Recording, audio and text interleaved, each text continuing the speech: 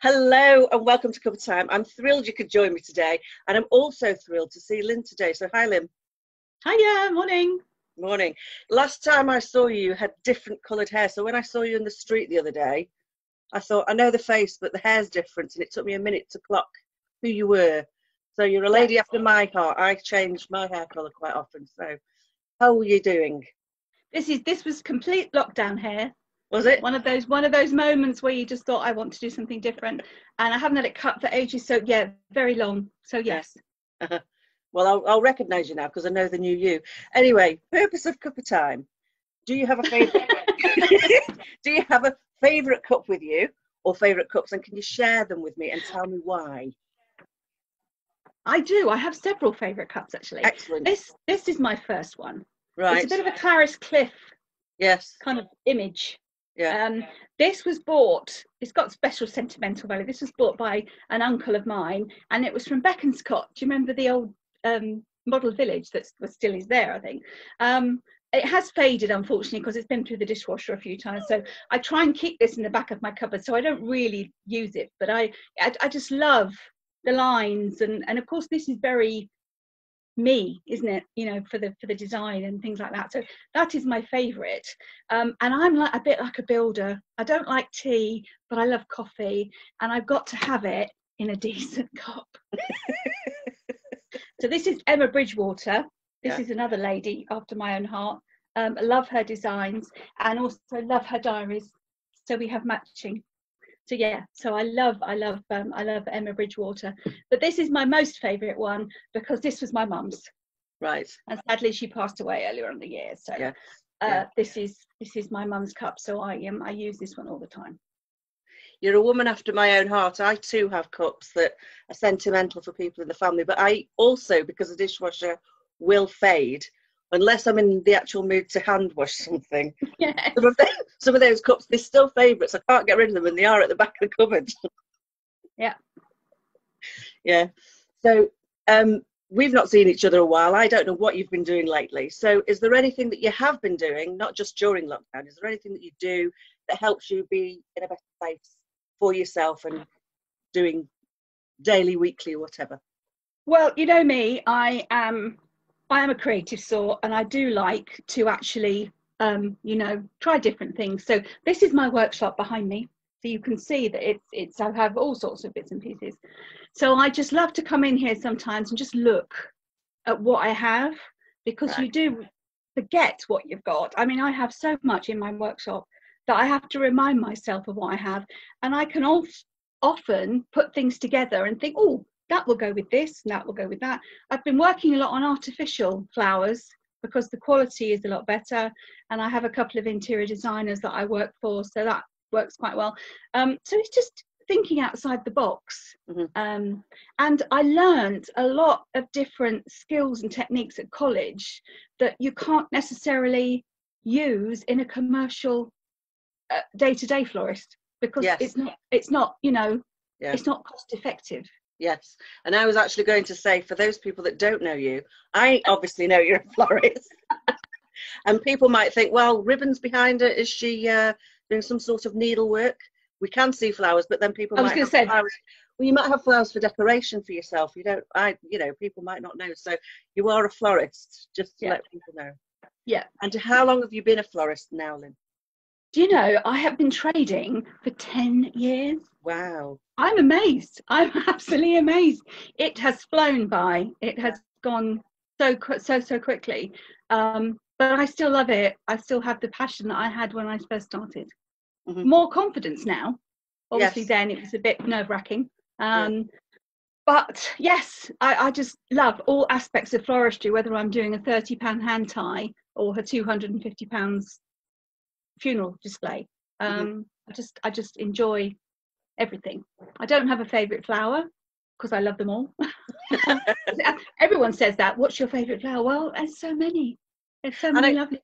Yeah, I think it probably depends on season as well. So depending on the time of year, you can have a different flower that's a favourite at that time.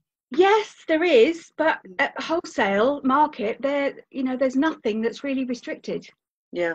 So we can get things right the way through the year. Obviously, the price dictates that, but So there's not really a lot that we can't get hold of, but it is nice to come through the seasons. I mean, I hate to say it, but I'm working on the Christmas stuff already. Yeah. Only because I am quiet at the moment, and I've got to keep busy. So I'm using lots of fir and lots of spruce that I've managed to forage. So yeah, it is nice to use different things in different seasons. And you've got your own station, your work room at the back of the house there. How many people can you accommodate in there? It is a bit of a tight squeeze because I just have so much stock. I used to be able to have 2 or 3, but I prefer now to go to people's houses or I do a lot of demonstrating. I go to WIs and also I'm a teacher as well. I'm a qualified teacher, so it varies. The one good thing about lockdown was I actually had a chance to redecorate my whole studio. Oh, good. I wouldn't have had a chance to do if I had been really busy. And of course the sun was the weather was absolutely fantastic. So I had to do a little bit of repair work and maintenance, which again was something I don't normally do, but it was good. So my outside is lovely. Well, these things are needed, but I think because we're normally so busy, you don't get around to doing it. And now it feels that a lot of people have got things in their place and feel more organised and more focused where they're going. It definitely. I mean, the one good thing about lockdown is, I mean, I was busy through most of lockdown. It's only now that things have started to tail off, obviously with the lots of weddings and things.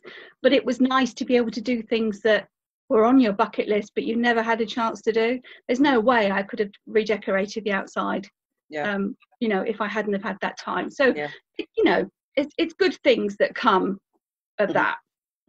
So talking about bucket lists or things that people might not know that you've done in the past, or there might be a surprise there, one or two. Is there anything that you've done that would be a complete, oh my word, I can't believe she's done that? Well, when oh god, quite a few years ago, I hate to think how old I was, probably mid-20s, quite a while ago, I was on television. Oh wow. And I was in a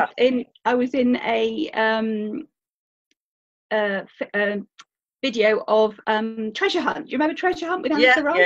Yeah. This was Annabelle Croft, though. Unfortunately, she just changed, and I was working at Madame Tussauds in Windsor with Queen Victoria. I had a 5-foot Queen Victoria made out of wax. I used to travel around with my Queen Victoria in my boot.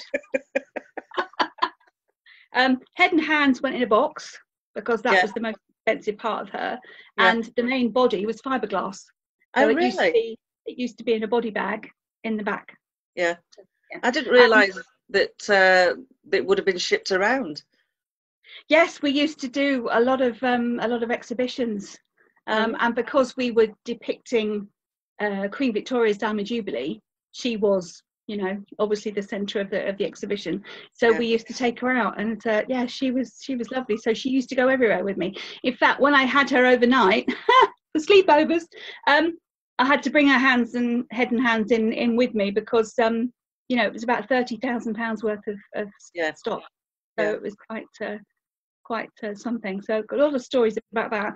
But Annika Rice was doing Treasure Hunt, and we were at the top end of Windsor. In the old central station, and of course with the helicopter, the nearest place she could land was on Eton Wick. So we had to have a car planted at the bottom in case she decided to, because she used to kind of jump on people and say, "Oh, can I have a lift?" and whatever. So we had a car at the bottom and a car at the top. So I was at the car at the top, and she decided to jump on me when she was coming back down to the helicopter. Oh, right. Well, that was a claim to fame.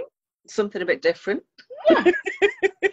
I still have the video somewhere. Well, yes, lots of us have videos of things that I guess we should either lose or transfer onto another form so that we can see them.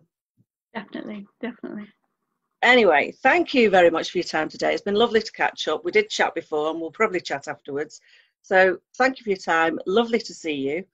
And thank you for watching. Hopefully we'll see you again soon. Bye for now. Bye. Yeah, I've got mine here. Bye for now.